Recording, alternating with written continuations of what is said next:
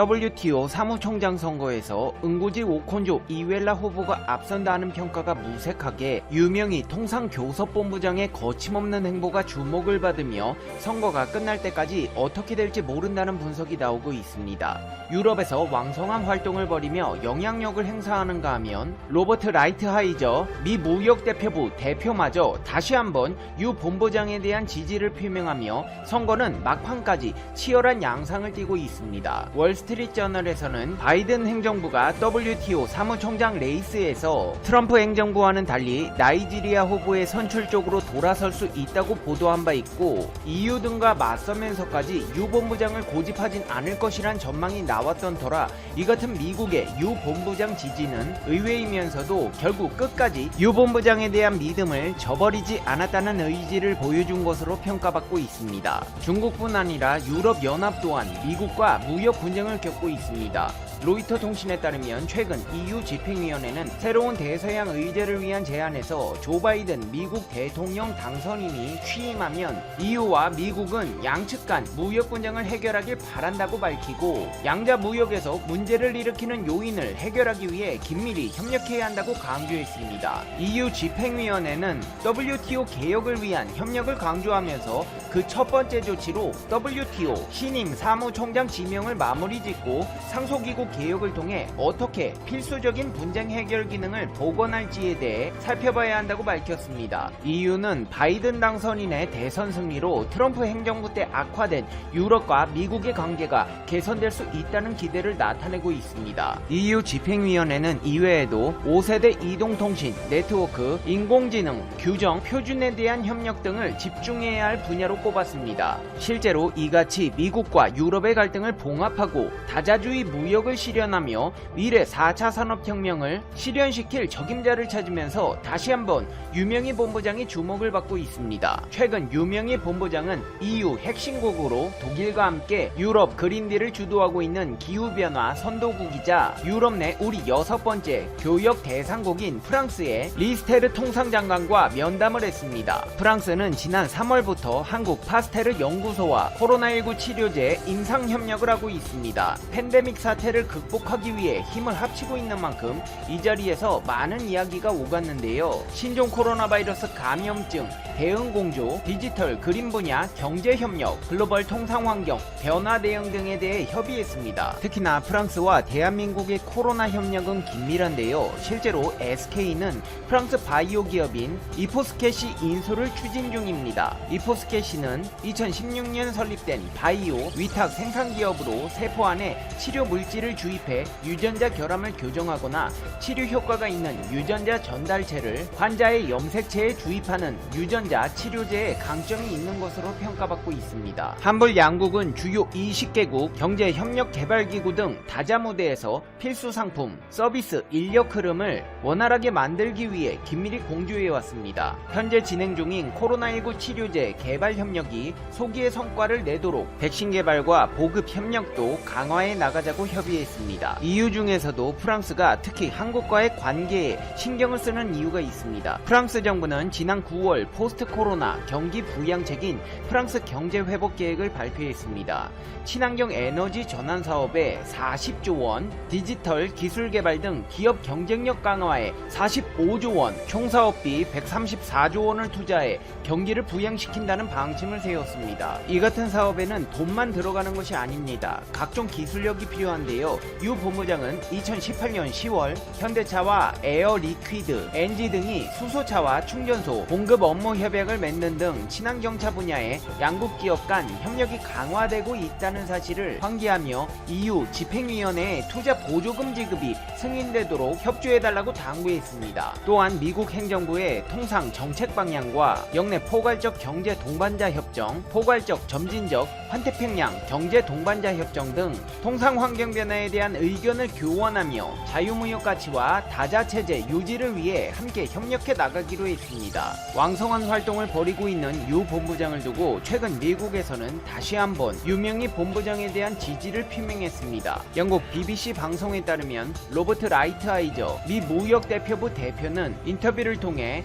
WTO 사무총장을 찾는 절차가 재개돼야 한다. WTO는 무역 경험이 있는 사람이 필요하다면서 이같이 말했는데요. 그동안 WTO는 협상기구로서 제 기능을 하지 못했다. 이를 위해 대대적인 개혁이 필요하다. 상소기구는 회원국들이 협상했던 혜택을 빼앗는 쪽으로 변했다. WTO에서 상소기구의 개혁이 필요하다는 우리의 개혁에 대한 공감대가 형성됐다고 생각한다면서 WTO는 좋은 아이디어로 출발했지만 제대로 기능하지 않는 기구였다. 하지만 나는 해결할 수 있다고 생각한다고 주장했습니다. 유명희 본부장은 미국을 방문해 캐서린 타이 미 무역대표부 대표 내정자와 만나 통상 현안에 대해 논의한 바 있습니다. 대중국 강경파로 알려진 타이 내정자는 유 본부장과 바이든 행정부의 통상 정책 방향과 최근 빠르게 변화하는 통상 환경 속 양국의 공동 대응 방안에 대해 협의한 바 있습니다. 프랑스와의 협력에 이어 미국마저 유명희 후보에 대한 지지 의사를 거듭 표명하자 응고지 오콘조 이웰라 후보가 이미 당선됐다며 환호하던 일본 네티즌들은 실망감을 드러내며 비아냥거리고 있습니다. 아직도 매달려 있는 거냐? 낚아주기 두꺼워 뻔뻔스럽고 부끄러움이 없는 것도 정도가 있다. 세계 각국에서 버림받아가는 한국 비참하구나. 분수를 알지 못하고 여기까지 오면 어떻게 되는지 보여준다.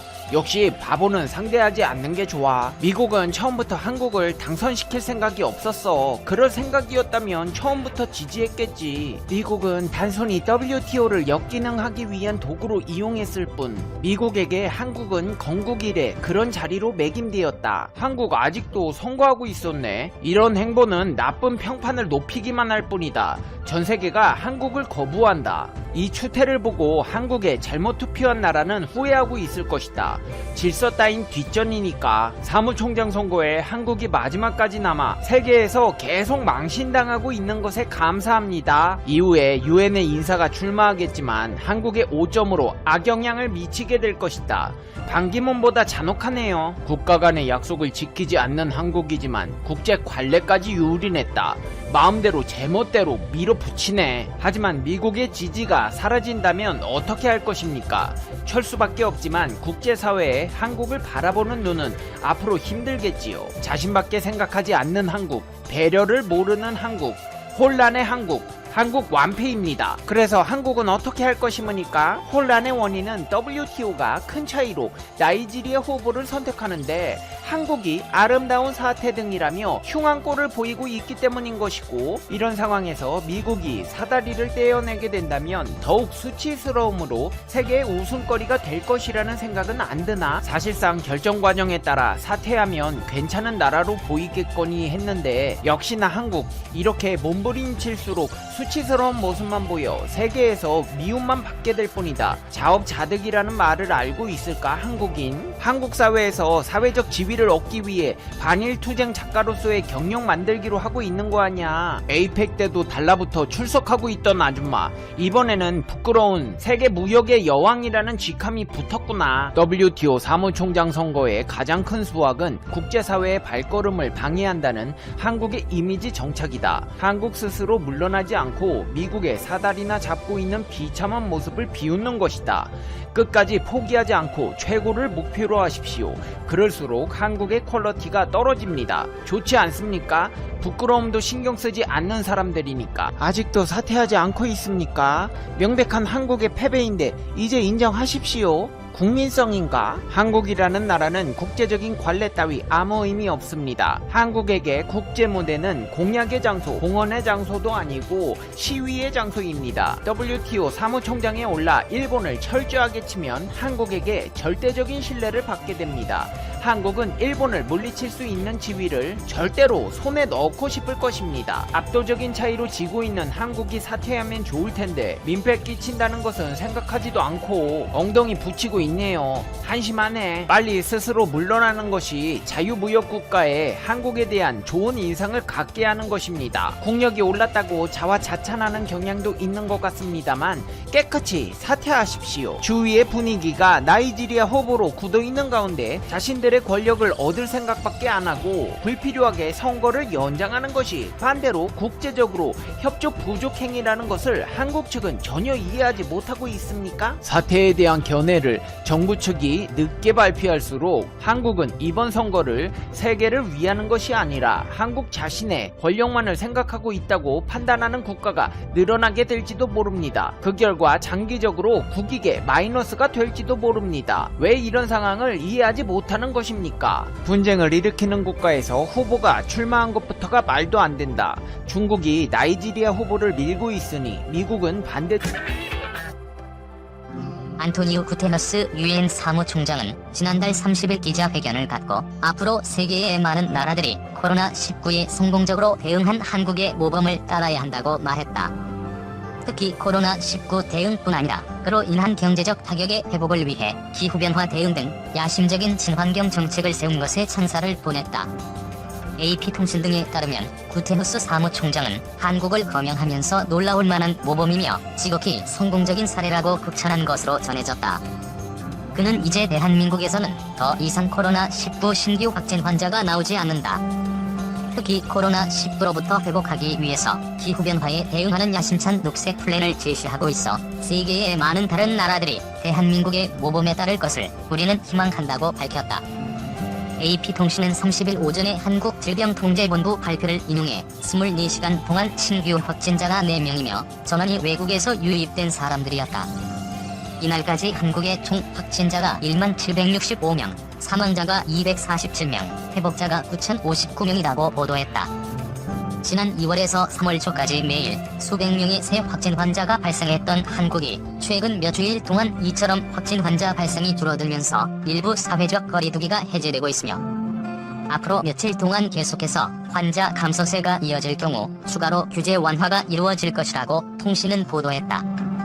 또 한국의 코로나19 첫 확진자가 나온 것은 1월 20일로 미국과 같은 날이지만 미국과 반대로 한국은 세계보건기구가 추천하는 유전자 증폭 검사 방식을 채택해 집중적으로 검사를 실시했으며 신속하게 민간과 협의해서 민간 부문에서도 검사 키트를 생산하게 했다고 전했다. 그 결과 미국 인구의 6분의 1도 되지 않는 나라가 하루에 2만 건 이상의 검사를 실시하는 역량을 발휘했고 드라이브스루 등 창의적인 신속 검사를 채택해서 무증상 감염 환자를 조기에 걸러내는 등 환자 발생수를 통제 가능한 범위 내에 유지해서 방역에 성공했다는 것이다. 그와는 대조적으로 미국의 질병통제예방센터는 자체 검사 방식을 개발하기로 결정하고 WHO 추천 방식과는 다른 검사 방식에 집중했지만 결국 오류가 발생했다고 통신은 지적했다. 미국 CDC 통계에 따르면 2월 29일까지 전국에서 검사를 받은 환자는 겨우 472명, 확진자는 22명만을 확인했을 뿐이었다.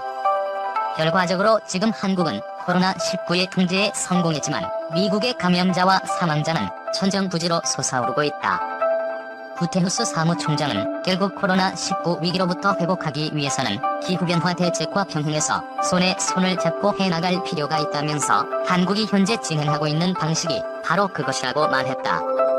따라서 세계 각국의 정부들이 앞으로 코로나19 경제 위기를 극복하고 경제 되살리기에 나설 때 그린 자폐 대량 창출과 저탄소 에너지원의 개발 등 친환경 정책을 최우선으로 삼아야 한다고 강조했다. 구테러스 사무총장은 정부가 국민의 세금을 화석연료 산업을 지원하고 탄산가스 배출량이 많은 공해 산업에 투입해서는 안 된다며 지금이야말로 탄소에 대한 가격을 물리고 오염원 배출 기업의 비용을 지불하게 해야 할 때라고 말했다. 트럼프의 코로나 복수중 벌주는 방법 많다. 관세 부과 검토. 도널드 트럼프 미국 대통령이 중국의 신종 코로나 바이러스 감염증 확산에 대한 책임을 묻기 위해 관세를 부과할 수도 있다고 밝혔다. 지난 1월 중국과 1단계 무역 합의에 서명하면서 잠정 중단한 무역 전쟁을 다시 시작할 수도 있다는 의미여서 논란이 예상된다. 트럼프 대통령은 30일 백악관에서 기자들과 만나 중국을 대상으로 극단적인 벌을 주는 방법은 많다면서 중국산 상품에 관세를 부과해 1조 달러를 거둬들이는 것을 예로 들었다. 트럼프 대통령은 중국이 코로나19 발병을 투명하게 알리지 않고 국제 공조도 거부해 미국을 비롯한 세계 180여 개국이 고통받고 있다면서 중국의 책임을 묻겠다고 밝혔다. 보복 수단으로 중국에 대한 부채 의무를 무효로 하는 방안을 검토하고 있느냐는 질문에 트럼프는 그렇게 대응하기 시작하면 어려워질 수 있다면서 부정적인 입장을 밝혔다. 달러 가치가 하락해 달러의 신성함을 약화할 수 있다고 덧붙였다. 그 대신 관세 부과 카드를 언급한 것이다. 이날 미국 언론은 트럼프 행정부가 중국에 대한 다양한 옵션을 논의 중이라고 전했다. 다만 논의가 아직 초기 단계여서 트럼프 대통령이나 국가안보팀 최상부에 보고한 수준은 아니라고 전했다. 워싱턴 포스트는 트럼프 행정부가 코로나19와 관련해 중국을 벌주거나 금전적 보상을 청구하는 방안을 검토하기 시작했다고 당국자 4명을 인용해 보도했다. 중국에 대한 보복 조치와 전략 마련을 시작하기 위해 이날 유관 부처 고위 당국자들이 모여 회의를 했으며 정보기관 당국자도 참여했다고 전했다. 로이터 통신은 당국자 2명을 인용해 중국에 대해 제재 부과, 새로운 비관세 무역 제한, 그리고 중국의 주권 면제 가능성까지 포함한 보복 조치가 검토 대상이라고 보도했다. 미국은 코로나19 확진자 100만 명, 사망자 6만 명을 넘은 세계 최대 피해국이다. 확산을 막기 위해 기업과 학교가 문 닫으면서 미국 경제가 멈춰섰다. 코로나19 사태로 3천만 명이 일자리를 잃었다. 경제 호황을 발판으로 오는 11월 대선 승리를 노린 트럼프 대통령과 참모들은 중국을 향해 분노를 쏟아내고 있다고 CNN은 전했다. 마이크 펜스 부통령은 지난주 중국 공산당은 그들이 한 일에 대해 대가를 치르게 될 것이라고 확신한다고 말했다. 하지만 일부 참모들은 코로나19 대행이 진행 중인 지금은 보복할 때가 아니라며 트럼프 대통령을 설득하고 있다. 중국으로부터 개인 보호 장비와 마스크 등 의료물자, 의약품 수입을 의존하고 있는데 양국 갈등으로 공급이 막힐 경우 피해가 커질 수 있기 때문이다.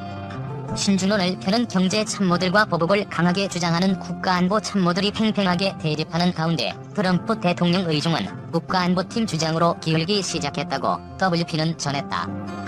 트럼프 대통령은 이날 기자들과 만나 중국 책임론을 더욱 강하게 제기했다. 그는 코로나19가 중국원 실험실에서 발원했다고 믿을 만한 이유가 있다고 말했다. 그렇게 확신할 수 있는 근거를 받느냐는 질문엔 그렇다. 봤다고 답했다. 증거가 무엇인지에 대해서는 말할 수 없다. 여러분에게 말해서는 안 된다고 답했다. 이어 머지않은 미래의 근거에 대한 답을 얻을 수 있을 것이라면서 내가 중국에 대해 어떻게 느끼는지는 그때 결정될 것이라고 말했다. 미 정보기관을 총괄하는 국가정보국은 이날 성명을 통해 코로나19를 유발하는 바이러스가 사람이 만들거나 유전적으로 변형된 것은 아니라는 과학계의 의견에 동의한다고 밝혔다. 그러면서 바이러스가 중국 우한에 있는 연구소에서 사고로 유출된 것인지 감염된 동물과의 접촉으로 시작된 것인지는 계속 조사하겠다고 밝혔다. 우한이 바이러스 발원지임을 분명히 하면서 인위적으로 만들어진 건 아니라고 선을 그은 것이다. CNN은 정보기관이 성명을 발표하는 것은 극히 이례적이라면서 바이러스 발원지 조사에 대한 트럼프 행정부의 압력이 얼마나 강력한지 보여준다고 전했다. 일본이 한국의 경제보복 준비. 일본 아베 정부가 강제징용 배상 판결 문제와 관련해 지난해 한국에 대한 수출 규제 등에 이어 두 자릿수의 후속 보복 카드를 준비하고 있다는 보도가 나왔다. 30일 일본의 극우 성향 언론인 산케이 신문에 따르면 한국인 강제징용 재판과 관련해 한국에 압류 중인 일본 기업의 재산이 현금화될 경우에 대비해 두 자릿수에 달하는 보복 카드를 준비하고 있다고 보도했다. 일본 정부가 최소한 10개 이상의 보복 옵션을 검토 중이라는 취지다. 한국 대법원은 지난 2018년 10월과 11월 일본 제철과 미쓰비시 중공업에 대한 강제징용 피해자들의 배상 청구권을 인정하는 승소 판결을 확정지은 바 있다. 현재 한일양국은 2018년 10월 31일 한국 대법원이 징용소송과 관련해 일본 기업에 대해 배상 판결을 내린 이후 1년 반이 지났지만 아무런 외교적 해법을 찾지 못하고 있다. 현재 대구지방법원 포항지부는 일본제철, 대전지방법원은 미쓰비시 중공업의 자산을 각각 압류 중이다. 산케이는 일본 정부가 한국 법원이 미쓰비시 중공업과 일본제철 등 징용소송 피고 기업의 자산을 매각하는 경우에 대비해 한국 측 자산 압류, 한국산 제품 관세 인상 등의 두 자릿수의 보복 옵션을 검토하고 있다라고 밝혔다. 그러면서 문재인 정권이 삼권 분립을 이유로 징용 문제에 대한 관여를 피하고 있어 한국 법원의 일본 징용 소송 피고 기업 자산의 현금화는 언제든 이루어질 수 있는 상황이라며 어떤 조치를 발동할지는 마지막에 정치가 판단할 것이라는 외무성 간부의 말을 전했다.